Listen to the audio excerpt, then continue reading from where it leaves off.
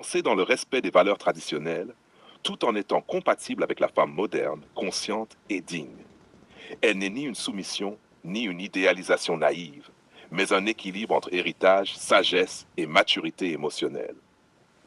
Charte d'une bonne épouse africaine. Dignité et respect. Une épouse africaine se respecte elle-même avant tout. Elle parle avec retenue, agit avec noblesse et ne se rabaisse ni devant son mari, ni devant autrui. Son respect inspire le respect. 2. Loyauté et discrétion. Les problèmes du foyer ne sont pas des spectacles publics. Elle protège l'image de son mari, même dans le désaccord.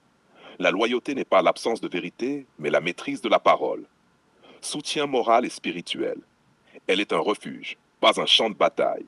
Quand l'homme vacille, elle élève. Quand il réussit, elle stabilise. Elle comprend que derrière la force masculine, il y a parfois une fatigue silencieuse. 4. Intelligence relationnelle. Elle sait quand parler, quand se taire, quand attendre. Elle ne cherche pas à gagner des disputes, mais à préserver l'unité. Elle comprend que l'ego détruit plus de foyers que la pauvreté. Féminité assumée. Elle cultive sa douceur, son charme, sa grâce, pas pour le monde, mais pour son foyer. Elle sait que la féminité est une force silencieuse, pas une faiblesse. 6. Gestion du foyer. Elle organise, anticipe, structure. Le foyer est un espace de paix, de chaleur et d'ordre. Même sans richesse, elle crée l'harmonie. Fidélité émotionnelle et physique. Elle ne nourrit pas d'ambiguïté, ni dans les actes, ni dans les paroles. Elle sait que la fidélité commence dans l'esprit avant le corps. 8. Transmission des valeurs. Elle est la première éducatrice des enfants. Elle transmet le respect, la patience, la culture, la mémoire familiale. Elle sait que l'avenir se fabrique à la maison. 9. Humilité et apprentissage. Elle sait qu'on ne naît pas épouse, on le devient. Elle apprend, observe, corrige, évolue.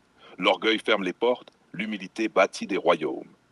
10. Complémentarité, pas rivalité. Elle ne cherche pas à être l'homme du foyer, elle est la femme du foyer. Pilier invisible, mais essentiel. Deux chefs détruisent la maison, deux rôles clairs la renforcent. Conclusion. Une bonne épouse africaine n'est pas une femme effacée.